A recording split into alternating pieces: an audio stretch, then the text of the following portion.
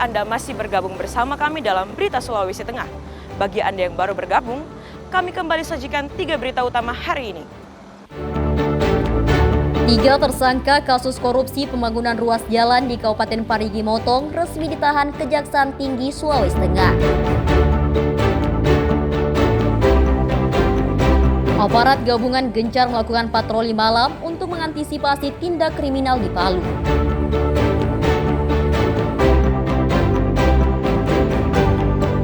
Sebanyak 44 pecatur dari wilayah Lembah Palu berlaga dalam turnamen catur Piala Salumbone.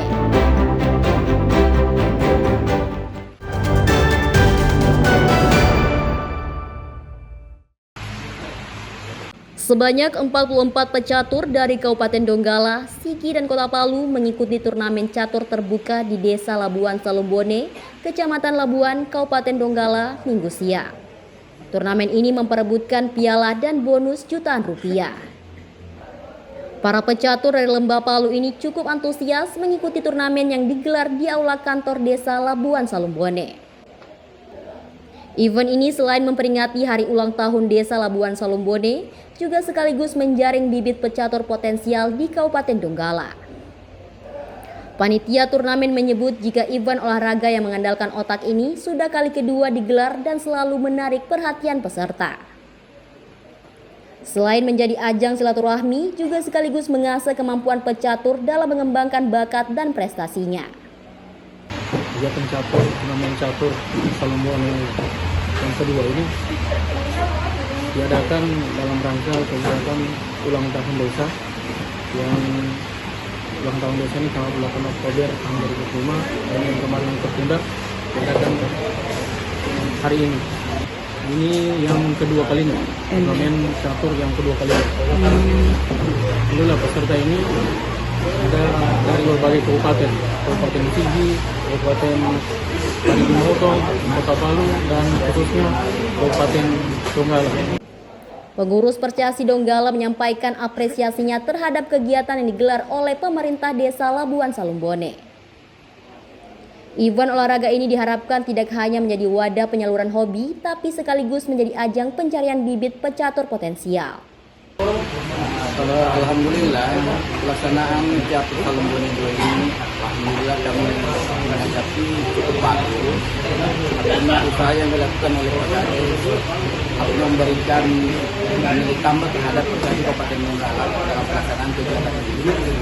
Terus harapan saya artinya pemain-pemain catur yang ikut turnamen ini terutama anak-anak muda yang punya potensial itu lebih dikembangkan sehingga bisa mewakili. Turnamen catur Piala Salumbone 2 ini berlangsung selama 1 hari. Peserta berharap kegiatan olahraga ini bisa digelar secara rutin dan tidak hanya di tingkat desa tapi hingga kabupaten. Mereka optimis banyak pecatur berbakat di Kabupaten Donggala yang bisa berprestasi baik di tingkat lokal hingga nasional. Latifah Kalbi dan Syamsuddin Tobone melaporkan dari Donggala.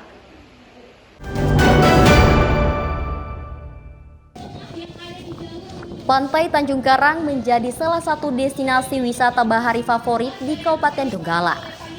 Sayangnya, kebersihan di kawasan pantai tersebut kurang terawat dan semrawut.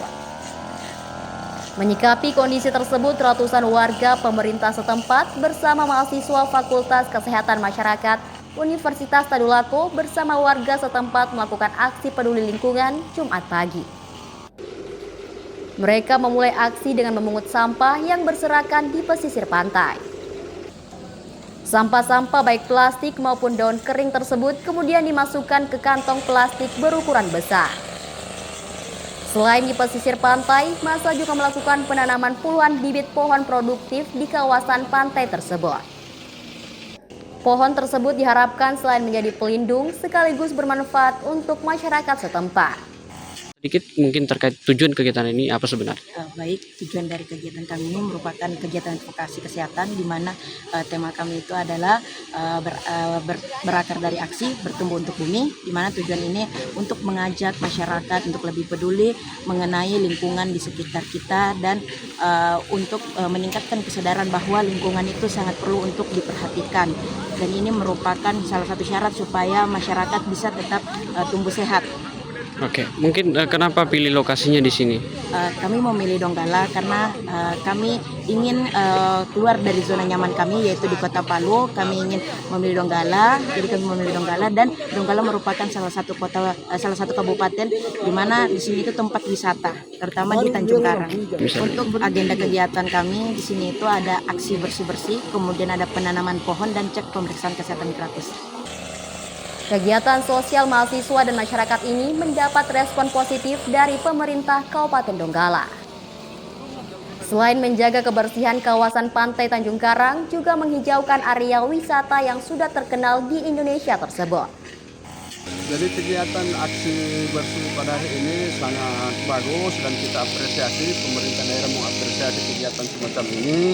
Mudah-mudahan kegiatan semacam ini bisa berlanjut dan seterusnya, bukan cuma hari ini tapi dan seterusnya. Kita harapkan itu Universitas Tadulako, khususnya Fakultas Kesehatan Masyarakat dan fakultas-fakultas lain bisa melakukan kegiatan-kegiatan seperti ini.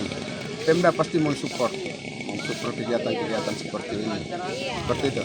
Depannya kita berharap nanti kerjasama Universitas Tadulako itu semakin kita tingkatkan, jadi bukan cuma aksi-aksi seperti ini, yang lain-lain juga kita pasti dukung kalau ada kegiatan-kegiatan.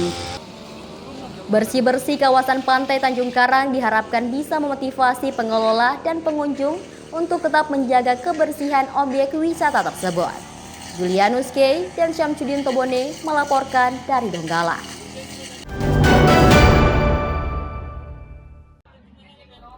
Sebanyak 70 rider cilik meramaikan turnamen pushbike di Kota Palu Sabtu sore. Mereka beraksi di atas lintasan dengan mendorong sepeda tanpa pedal dari garis start hingga finish.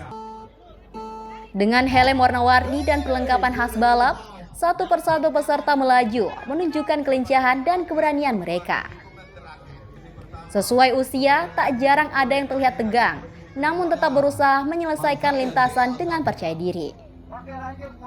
Memperlombakan 7 kategori usia 2-8 tahun, turnamen ini digelar sebagai bagian dari aktivitas hiburan akhir pekan, yang juga bersinggung dengan rangkaian festival tende. Namun perhatian utama tetap tertuju pada aksi para rider cilik di atas trek lintasan. Kebetulan Festival Tende mengajak kami berkolaborasi untuk mengadakan aktivasi pushbike sendiri. Dan euforianya lumayan ramai lah. Total peserta ada sekitar 70 peserta, dibagi dalam 7 kategori. Ya, dimulai dari umur 2 tahun sampai 8 tahun. Bisa dikatakan seperti itu juga, tapi lebih utamanya untuk melatih mental anak saja biar tidak sering kayak main HP di rumah atau apa, kegiatan positif lah. Kedepannya harapan saya ada lokasi lah yang layak untuk diadakan event, karena selama ini kita terkendala di lokasi. Tidak hanya soal kecepatan, momen-momen lucu dan gemas juga mewarnai lomba. Ada yang salah arah, ada pula yang berhenti sejenak menunggu sorakan orang tuanya.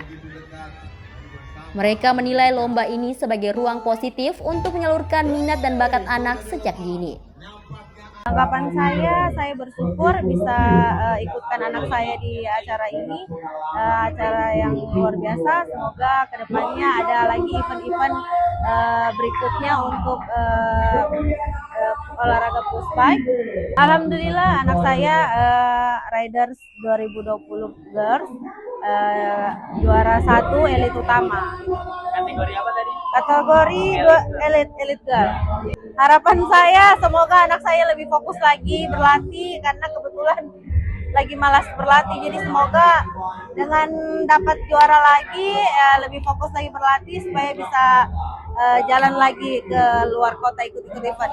Turnamen memperebutkan total hadiah 12 juta rupiah. Turnamen pushbike ini tak hanya menjadi panggung kompetisi, namun juga sarana pembentukan mental dan keberanian anak melalui olahraga yang dikemas ringan dan menyenangkan. Syahrul Cahya dan Syamsuddin Tobone melaporkan dari Palu.